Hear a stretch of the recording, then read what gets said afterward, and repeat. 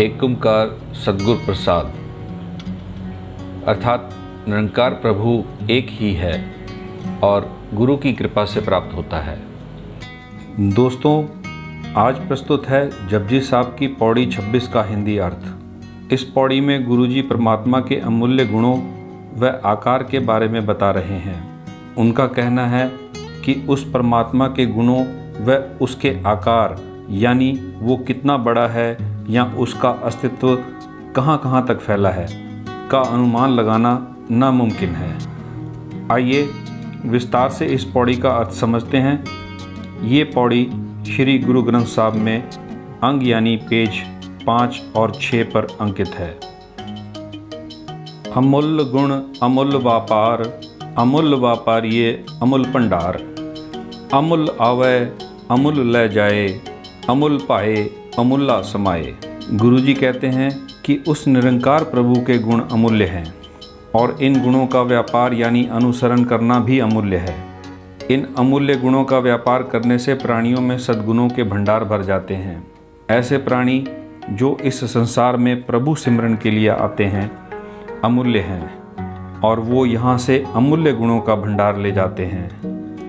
ऐसे अमूल्य प्राणी जो प्रभु प्रेम में रहते हैं वो उस अमूल्य परमात्मा में ही समा जाते हैं। अमूल्य धर्म अमूल्य दीवान, अमूल्य तुल अमूल्य परवान, अमूल्य बख्शीस अमूल्य निशान, अमूल्य कर्म अमूल्य फुरमान।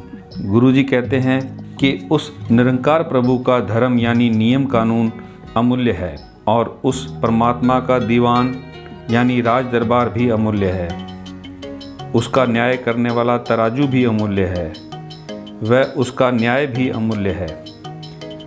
उस परम शक्ति परमात्मा की कृपा अमूल्य है और उस कृपा का निशान यानी छाप भी अमूल्य है। उस परम पिता परमात्मा के रहमो करम भी अमूल्य हैं और उसका कर्मों के अनुसार हुक्म भी अमूल्य है। अमूल्यो अमूल्य आख्या न जाए, आँख आँख रहे लिव लाए, आखै वेद पाठ पुराण, आखै पढ़े करे वख्यान।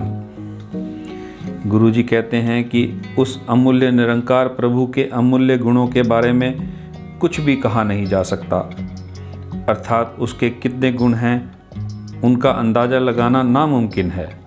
जो प्राणी कुछ कहने का प्रयत्न करते हैं वो प्रभु ध्यान में लगे रहते हैं परंतु फिर भी उसके बारे में जान नहीं पाते।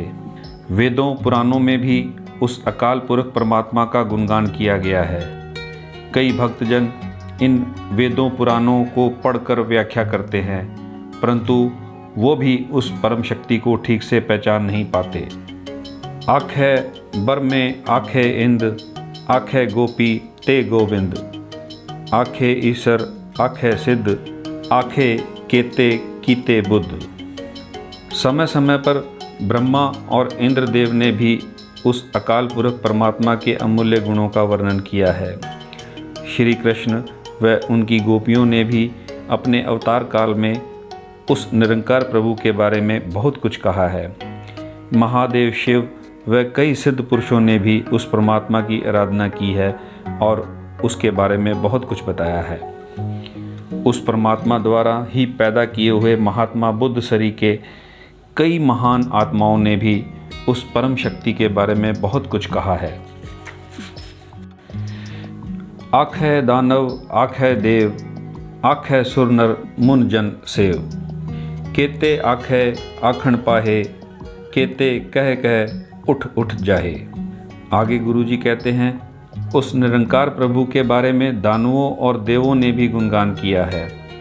जगत के सभी प्राणियों, ऋषि मुनियों, देवतुल्य मनुष्यों ने भी परम शक्ति परमात्मा की प्रशंसा के गीत गाए हैं। कितने ही प्राणी उस परमात्मा के लिए वर्तमान में भी कहे जा रहे हैं और भविष्य में भी कहते पाए जाएंगे और कितने ही प्राणी भूतकाल में कह कह कर इस संसार से चले गए हैं। एते कीते होर करे ता आख न सकै केई के, जेवड़ पावे तेवड़ होए, नानक जाने साचा सोए। अभी तक जितने भी प्राणियों ने उस परम शक्ति परमात्मा की प्रशंसा आकार के लिए कहा है, उससे भी ज़्यादा भविष्य में पैदा होने वाले प्राणी भी उसकी सही अर्थों में स्तुति नहीं कर पाएंगे। वो परम पुरख परमात्मा जिस तरह से चाहता है वैसा ही वो अपना विस्तार कर लेता है। गुरु नानक देव जी कहते हैं कि सच्चा पुरख परमात्मा स्वयं ही जानता है कि वो कितना बड़ा है। जे को आखे बोल बिगाड़ ता लिखिए सिर गावारा गावार। गुरु जी कहते हैं कि यदि कोई ना समझ उस निरंकार प्रभु के बारे में ये कहे कि वो सब कुछ जानता है, तो उसका नाम मूर्खों गवारों में लिखा जाना चाहिए। इस पौड़ी का भाव ये है कि जगत में बेअंत विद्वान हो चुके हैं और पैदा होते रहेंगे, पर अभी तक ना कोई मनुष्य ये लेखा कर सका है और ना ही आगे कोई कर सकेगा कि प्रभु में कितनी महानताएं हैं और वह कितनी रहमतें जीवों पर कर रहा है। इस भेद को उस परमेश्वर के बिना और कोई नहीं जानता। ये काम मनुष्य की ताकत से बहुत परे का है। वह मनुष्य महागवार है जो प्रभु के गुणों और दातों की सीमाएं ढूंढ सकने का दावा करता है। सत श्री अकाल। इस वीडियो को देखने का बहुत बहुत धन्यवाद। इसी तरह के वीडियोस देखने के लिए हमारे चैनल को सब्सक्राइब करें और बेल आइकॉन को दबाएं।